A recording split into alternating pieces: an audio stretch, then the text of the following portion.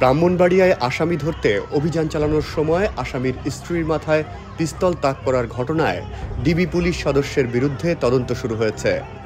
৩ সদস্যের কমিটি তদন্ত কার্যক্রম শুরু করেছে বলে নিশ্চিত করেছেন ব্রাহ্মণবাড়িয়ার পুলিশ সুপার মোহাম্মদ সাখাওয়াত হোসেন।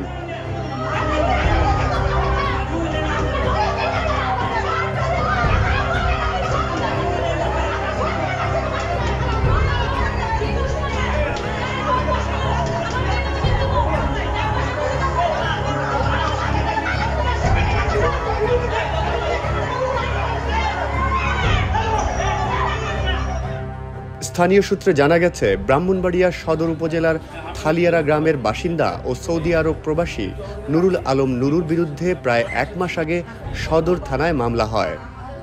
অভিযোগ, নুরুল ইসলাম সৌদি থেকে আরেকজনের স্বর্ণ এনে পুরোটা বুঝিয়ে দেননি।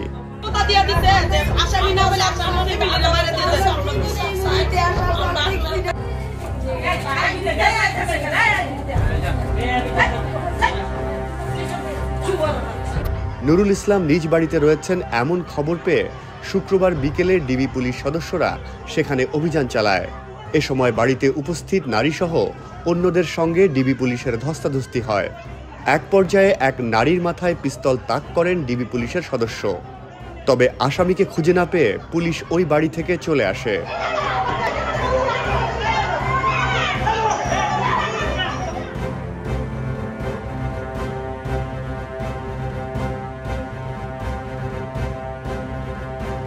অভিযান করতে গিয়ে যদি কোনো পুলিশ সদস্য কারোর সাথে অসদাচরণ করে বা অন্যায়ভাবে শক্তি প্রয়োগ করে, তাহলে তার বিরুদ্ধে অবশ্যই আইনগত ব্যবস্থা নেওয়া হবে।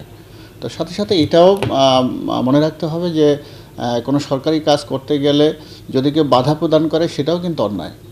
তো এই পুরো বিষয়টা ইনকোয়ারি করার জন্য আমি একটা ইনকোয়ারি টিম করে দিয়েছি। তারা 3 দিনের মধ্যে একটা রিপোর্ট দিবে। রিপোর্ট দেওয়ার পরে তাদের বিরুদ্ধে যদি অপরাধ প্রমাণিত হয়, বিভাগীয় ব্যবস্থা নেওয়া হবে।